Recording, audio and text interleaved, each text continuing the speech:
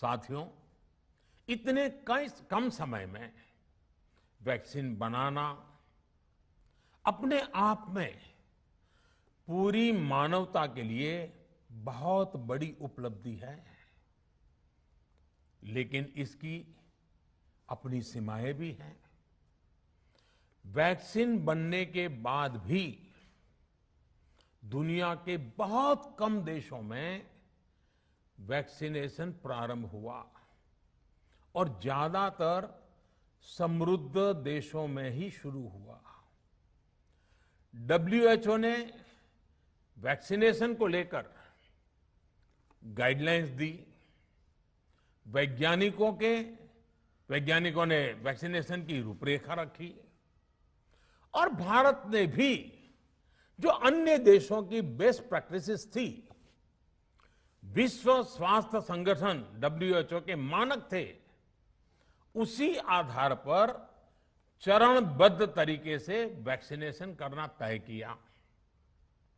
केंद्र सरकार ने मुख्यमंत्रियों के साथ हुई अनेकों बैठकों से जो सुझाव मिले, संसद के विभिन्न दलों के साथियों द्वारा जो सुझाव मिले, उसका भी पूरा ध्यान रखा। इसके बाद ही ये तय हुआ कि जिन्हें कोरोना से ज्यादा खतरा है, उन्हें प्राथमिकता दी जाएगी। इसलिए ही हेल्थ वर्कर्स, फ्रंटलाइन वर्कर्स, 60 वर्ष की आयु से ज्यादा के नागरिक, बीमारियों से ग्रसित 45 वर्ष से ज्यादा आयु के नागरिक, इन सभी को वैक्सीन पहले लगनी शुरू हुई है। आप कल्पना कर सकते हैं कि अगर कोरोना की दूसरी वेव से पहले हमारे फ्रंटलाइन वर्कर्स को वैक्सीन नहीं लगी होती तो क्या होता? सोचिए, हमारे डॉक्टर्स, नर्सिंग स्टाफ को वैक्सीन ना लगी तो क्या होता? अस्पतालों में सफाई करने वाले हमारे भाई बहनों को, एम्बुलेंस के हमारे ड्राइवर्स भाई बहनों को वैक्सीन ना लगी होती तो क्या होता? ज्यादा से ज्यादा हेल्थ वर्कर्स को वैक्सीनेशन होने की वजह से ही वो निश्चिंत होकर दूसरों की सेवा में लग पाए, लाखों देशवासियों का जीवन बचा पाए। लेकिन देश में कम होते कोरोना के मामलों के बीच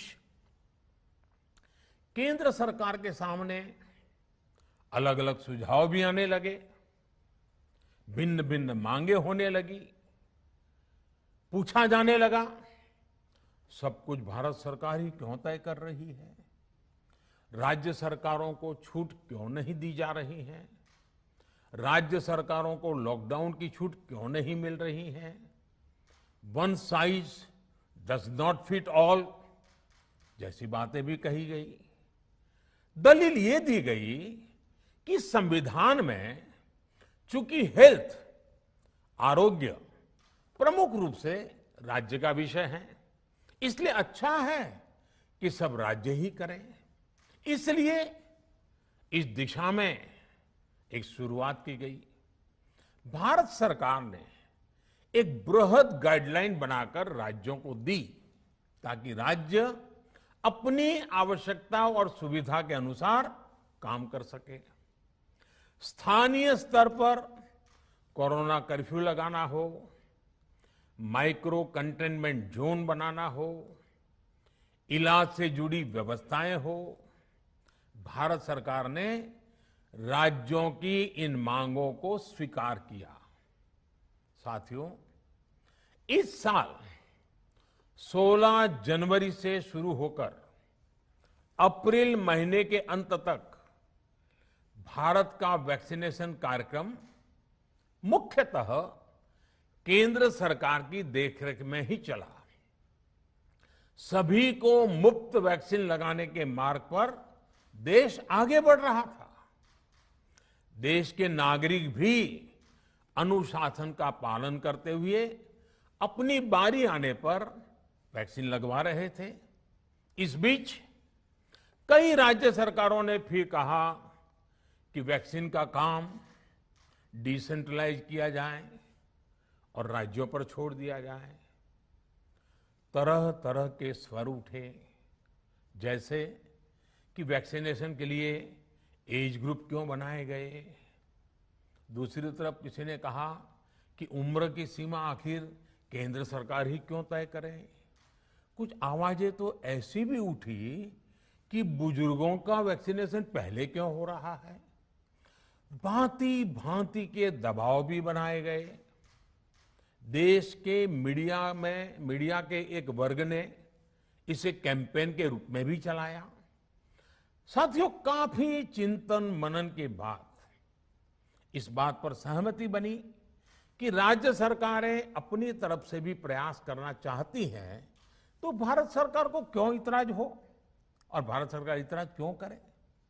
राज्यों की इस मांग को देखते हुए, उनके आग्रह को ध्यान में रखते हुए 16 जनवरी से जो व्यवस्था चली आ रही थी, उसमें प्रयोग के तौर पर एक बदलाव किया गया।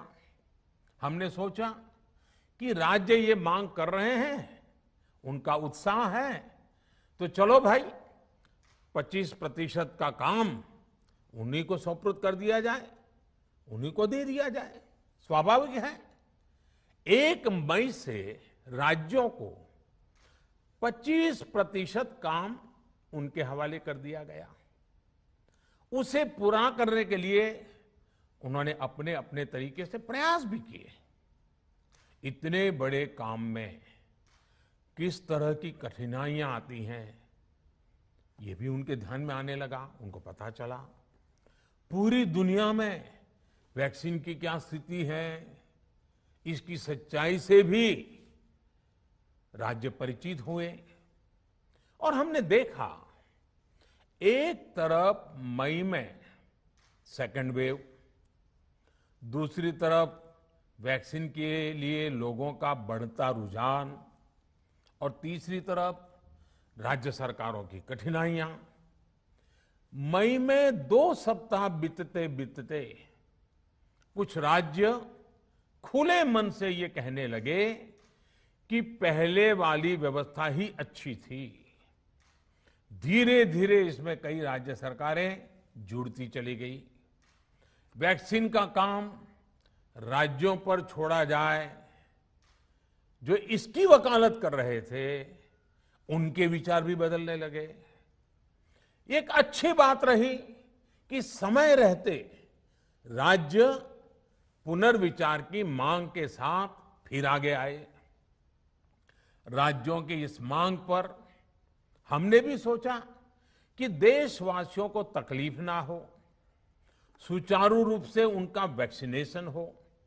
इसके लिए 1 मई के पहले वाली, यानी 1 मई के पहले 16 जनवरी से अप्रैल अंत तक जो व्यवस्था थी, पहले वाली पुरानी व्यवस्था को फिर से लागू किया जाए।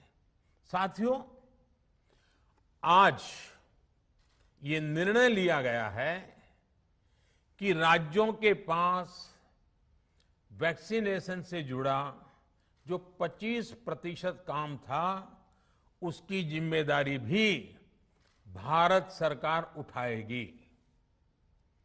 ये व्यवस्था आने वाले 2 सप्ताह में लागू की जाएगी। इन 2 सप्ताह में केंद्र और राज्य सरकारें मिलकर नई गाइडलाइंस के अनुसार आवश्यक तैयारी कर लेंगी। संयोग है कि 2 सप्ताह बाद 21 जून को ही अंतर्राष्ट्रीय योग दिवस भी है। 21 जून सोमवार से देश के हर राज्य में 18 वर्ष से ऊपर की उम्र के सभी नागरिकों के लिए भारत सरकार राज्यों को मुफ्त वैक्सीन मुहैया कराएगी। वैक्सीन निर्माताओं से कुल वैक्सीन उत्पादन का 75% हिस्सा भारत सरकार खुद ही खरीदकर राज्य सरकारों को मुफ्त देगी। यानी देश की किसी भी राज्य सरकार को वैक्सीन पर कुछ भी खर्च नहीं करना होगा। अब तक देश के करोड़ों लोगों को मुफ्त वैक्सीन मिली है। अब 18 वर्ष की आयु के लोग भी इसमें जुड़ जाएंगे। सभी देशवासियों के लिए भारत सरकार ही मुफ्त वैक्सीन उपलब्ध करवाएगी। गरीब हो, निम्न मध्यम वर्ग हो, मध्यम वर्ग हो या फिर उच्च वर्ग, भारत सरकार के अभियान में मुफ्त वैक्सीन ही लगाई जाएगी। हां, जो व्यक्ति मुफ्त में वैक्सीन नहीं लगवाना चाहते, प्राइवेट अस्पताल में वैक्सीन लगवाना चाहते हैं, उनका भी ध्यान रखा गया है। देश में बन रही वैक्सीन में से 25% प्राइवेट सेक्टर के अस्पताल सीधे ले पाए, ये व्यवस्था जारी रहेगी। प्राइवेट अस्पताल वैक्सीन की निर्धारित कीमत के उपरांत एक डोज पर अधिकतम 150 रुपये ही सर्विस चार्ज ले सकेंगे। इसकी निगरानी करने का काम राज्य सरकारों के पास ही रहेगा।